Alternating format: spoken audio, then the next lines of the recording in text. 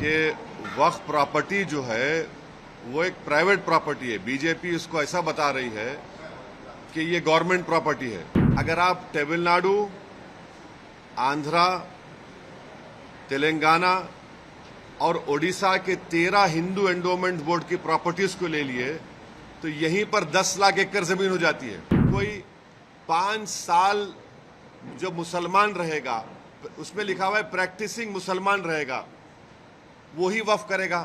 अब प्रैक्टिसिंग मुसलमान का मतलब क्या है? ये तुम कौन होते तय करने वाले? मेरे घर में झांक के देखेंगे नरेंद्र मोदी, या फिर 5 साल के बाद मोदी बोलेंगे आओ बेटा तुम मुसलमान सर्टिफिकेट लेकर जाओ। कलेक्टर खुद गवर्नमेंट का होता है, एग्जीक्यूटिव का। क्या कलेक्टर अपने मामले में जज बन सकता है क्या? ये तो प्रिंसिपल्स ऑफ नेचुरल जस्टिस के खिलाफ है। सेंट्रल वक्फ काउंसिल में वहां पर सिर्फ एक नॉन मुस्लिम मेंबर होता है, वो मिनिस्टर होता है। बाकी के पूरे जितने कैटेगरीज है उसमें मुसलमान होता है। आप उसको खत्म करके मेजॉरिटी नॉन मुस्लिम को मेंबर बनाना चाह रहे हैं। उत्तर प्रदेश में जो काशी बोर्ड है वहां पर तो क्लियर लिखा हुआ है कि he has to be Hindu. अगर वो हिंदू धर्म छोड़ेगा तो मेंबरशिप चले जाएगी। आप ये कह रहे हैं कि कोई हिंदू वक्फ नहीं कर सकता। क्यों नहीं कर सकता हिंदू वक्फ? मगर आप हिंदू वक्फ नहीं कर सकता उसको खत्म कर रहे हैं और हिंदू को मेंबर बनाना चाह रहे हैं आप। ऑल इन ऑल अगर आप देखेंगे इस बिल में वक्फ प्रॉपर्टीज के एफिशिएंसी के लिए नहीं बनाया गया है, ये वक्फ प्रॉपर्टी को खत्म करने के लिए बनाया गया है। अब हिंदू मेंबर्स को या नॉन मुस्लिम मेंबर्स को अपॉइंट कर रहे हैं। आप एक बात समझिए, तिरुपति के प्रसाद में घी में एनिमल फैट आया तो एतराज हो रहा है। सबसे पहली बात तो ये एक झूठा प्रोपेगेंडा बीजेपी, आरएसएस ये कर रही है पूरे देश में कि वक्फ प्रॉपर्टी जो है वो एक प्राइवेट प्रॉपर्टी है। बीजेपी इसको ऐसा बता रही है कि ये गवर्नमेंट प्रॉपर्टी है, तो ये एक प्राइवेट प्रॉपर्टी है, नंबर 1। दूसरा, एक झूठा प्रोपेगेंडा बीजेपी, आरएसएस और उनके अलाइज की तरफ से किया जा रहा है कि वक्फ बोर्ड के पास देश में 9,40,000 एकड़ जमीन है। ये एक अफवाह फैलाई जा रही है कि 9,40,000 है कितने 32 स्टेट वक्फ बोर्ड में। अगर आप तमिलनाडु, आंध्रा, तेलंगाना और ओडिशा के 13 हिंदू एंडोमेंट बोर्ड की प्रॉपर्टीज को ले लिए तो यहीं पर 10 लाख एकड़ जमीन हो जाती है। तो ये झूठा प्रोपेगेंडा किया जा रहा है कि आर्मी, रेलवेज के बाद वक्फ बोर्ड। भाई आप तमिलनाडु, आंध्रा, तेलंगाना और ओडिशा में सिर्फ 13 प्रॉपर्टीज को कैग ने देखा। इन चारों को आप मिला लीजिए 10 लाख एकड़ हो जाती है। पांचवी बात यह है कि ये जैसा हिंदू धर्म में प्रॉपर्टीज दान दी जाती है वैसा ही मुस्लिम धर्म में ये दान दी गई प्रॉपर्टी है। अब उसमें गवर्नमेंट इंटरफेरेंस क्यों हो रहा है? ये आर्टिकल 26 का वायलेशन है। आर्टिकल 26 में लिखा गया कि कोई भी रिलीजियस डिनोमिनेशन अपने मजहब पे भी चल सकता और अपने जो इमूवेबल मूवेबल प्रॉपर्टीज में उसको एडमिनिस्टर कर सकता। तो ये जो नरेंद्र मोदी की सरकार है वो वक्फ प्रॉपर्टीज को बचाने के लिए, वक्फ प्रॉपर्टीज को डेवलप करने के लिए, वक्फ प्रॉपर्टीज में एफिशिएंसी लाने के लिए ये बिल नहीं लाई है। ये बिल इसलिए लाया गया है ताकि हमेशा के लिए वक्फ बोर्ड को खत्म कर दिया जाए। इसकी मिसाल आपके सामने दे रहा हूं। 1995 एक्ट में वक्फ बाय यूजर है, यानी कोई चीज के इस्तेमाल करने की वजह से वो प्रॉपर्टी वक्फ हो जाती है। सर नमाज हो रही है एक जगह पर, यतीम खाना है, कब्रिस्तान है। अब बीजेपी इस बिल में वक्फ बाय यूजर खत्म कर रही है। वैसे अगर आप हिंदू धर्म में देखेंगे, कई एंडोमेंट बोर्ड्स में देखेंगे, वहां पर बाय यूसेज वो प्लेस रिलीजियस हो जाती है। लॉ में है हिंदू धर्म के एंडोमेंट में। अब आप मेरे को बताइए, एक एग्जांपल दे रहा हूं। उत्तर प्रदेश में 1,21,000 रजिस्टर्ड वक्फ प्रॉपर्टीज है सुन्नी वक्फ बोर्ड में। उसमें से 1,12,000 तो वक्फ बाय यूजर है। जब वक्फ बाय यूजर खत्म हो जाएगा तो कौन सा लॉ अप्लाई होगा उसके ऊपर? एक ये हो गया, ये इनका ये वक्फ बोर्ड बचाने का मतलब नहीं, खींचने का मतलब है। दूसरा उसमें क्या है कि कोई 5 साल जो मुसलमान रहेगा, उसमें लिखा हुआ है प्रैक्टिसिंग मुसलमान रहेगा, वही वक्फ करेगा। अब प्रैक्टिसिंग मुसलमान का मतलब क्या है? क्या वो 5 वक्त की नमाज पढ़ने वाला होगा? क्या वो दाढ़ी होगी, सर पे टोपी होगी? क्या वो रातों में जाके मस्जिद में इबादत करेगा? क्या वो कुरान का हाफिज होगा? क्या उसकी वाइफ मुस्लिम होगी या नॉन मुस्लिम होगी? ये तुम कौन होते तय करने वाले? 5 साल प्रैक्टिसिंग मुस्लिम है ना, ये देख लो आप। अच्छा, कोई ऐसा लॉ हिंदू धर्म में नहीं है, कोई भी कभी भी दान दे सकता है। आप ये क्यों लेकर आए बताओ? आप कौन होते? मैं प्रैक्टिसिंग हूं नहीं हूं, मैं मुसलमान हूं। मेरे घर में झांक के देखेंगे नरेंद्र मोदी, या फिर 5 साल के बाद मोदी बोलेंगे आओ बेटा तुम मुसलमान सर्टिफिकेट लेकर जाओ? हाँ। तीसरा आप उसमें देख लो, तीसरा क्या है उसमें कि ये बोला जा रहा है कि कोई भी वक्फ प्रॉपर्टी जो गवर्नमेंट के कब्जे में है उसका फैसला कलेक्टर करेगा। अब आप मेरे को बताइए, कलेक्टर खुद गवर्नमेंट का होता है, एग्जीक्यूटिव का, क्या कलेक्टर अपने मामले में जज बन सकता है क्या? ये तो प्रिंसिपल्स ऑफ नेचुरल जस्टिस के खिलाफ है। भाई आप में मेरा झगड़ा होगा तो आप जज कैसे बनेंगे? तो कलेक्टर को इख्तियार दे रहे हैं कि कलेक्टर तय करेगा। अच्छा, फिर सर्वे कमिश्नर होता है जो सर्वे करता है प्रॉपर्टीज को, ये बोल दिया कि नहीं सर्वे कमिश्नर नहीं करेगा, कलेक्टर करेगा। सर्वे कमिश्नर एक अलग होता है डिपार्टमेंट, उसको खत्म कर रहे हैं। क्यों कर रहे हैं भाई आप उसको?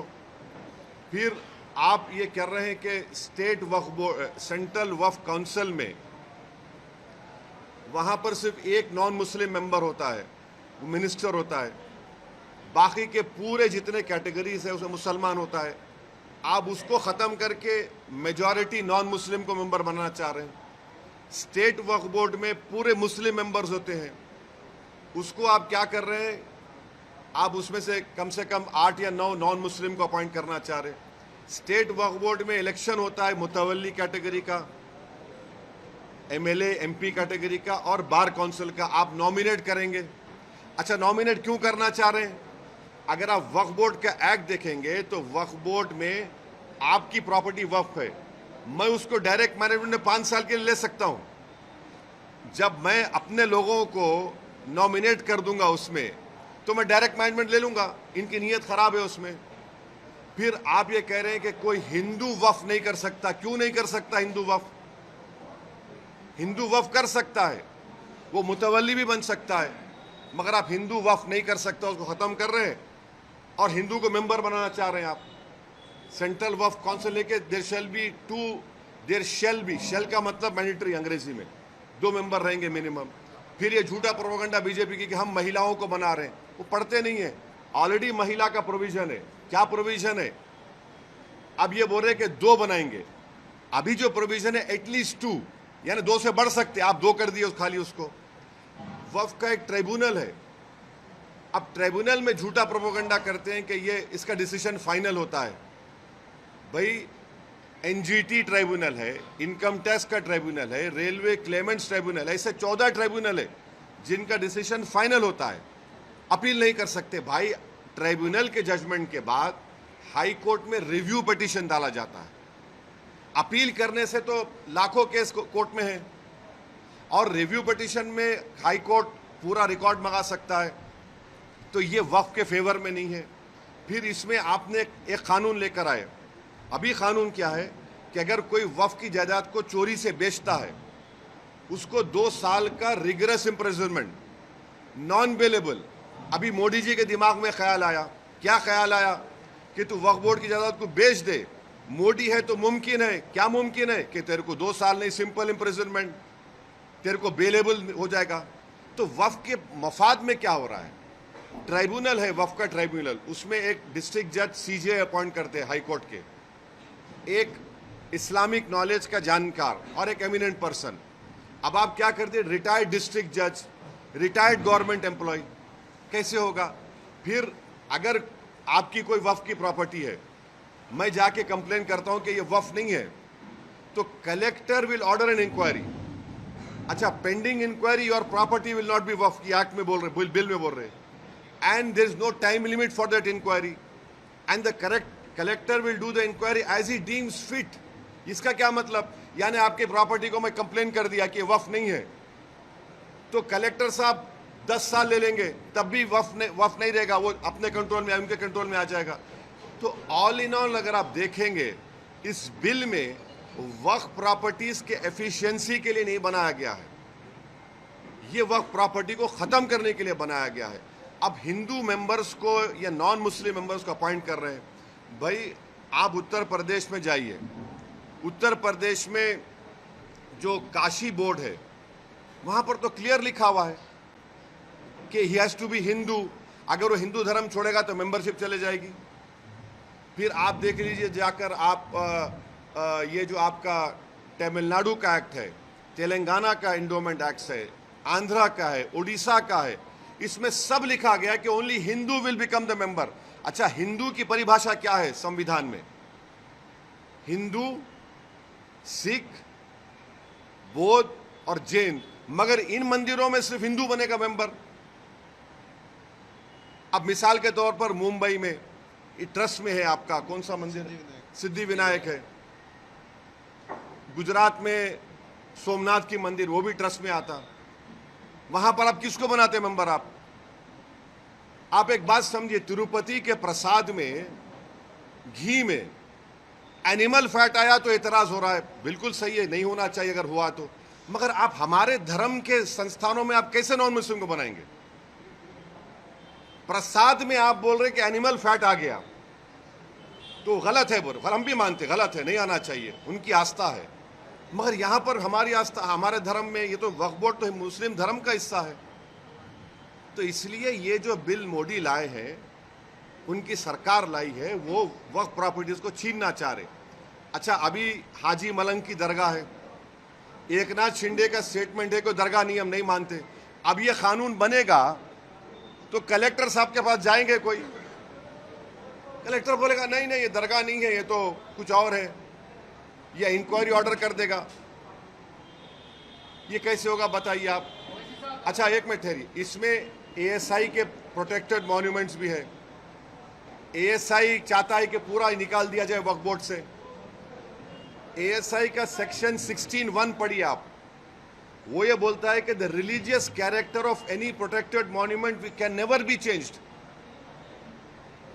तो ये इसीलिए हम कह रहे हैं कि ये वक्फ बिल जो नरेंद्र मोदी लाए हैं, वो वक्फ की प्रॉपर्टीज को बचाने के लिए नहीं, वक्फ के प्रॉपर्टीज को एफिशिएंट बनाने के लिए नहीं। अच्छा, जो वक्फ बोर्ड को मुतवल्ली 7% देते थे अपने इनकम का, उसको आप 5% कर दिए। ये कौन सा वक्फ के मफाद में काम कर रहे बताओ आप? तो इसीलिए ये सब एक मुसलमानों से उनकी मस्जिदों को छीनना चाहते हैं, दरगाहों को छीनना चाहते हैं, कब्रस्तानों को छीनना चाहते हैं, इसलिए इस बिल को लाए हैं लोग। न्यूज नेशन अब व्हाट्सएप पर खबरों के ताजा अपडेट के लिए न्यूज नेशन के इस QR कोड को स्कैन करें।